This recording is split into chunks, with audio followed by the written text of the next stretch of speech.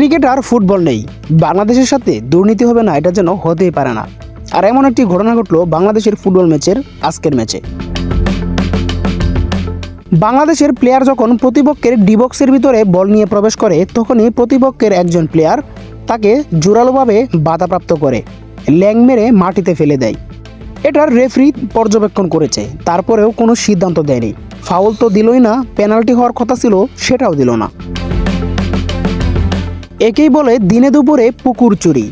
এরকম একটি ঘটনা বাংলাদেশের সাথে ঘটেছে, সেটা ক্রিকেট অথবা ফুটবলে হোক, বাংলাদেশের সাথে দুর্নীতি হবেই, এটাই যেন স্বাভাবিক ব্যাপার হয়ে উঠছে। যদি এই পেনাল্টিটা পেত বাংলাদেশ তাহলে হয়তো ম্যাচে সমতা ফিরে আসতো, 2-2 সমতায় থাকতো বাংলাদেশের ম্যাচ। তবে যাই হোক, দিন শেষে হামজারা ভালো খেলেছে।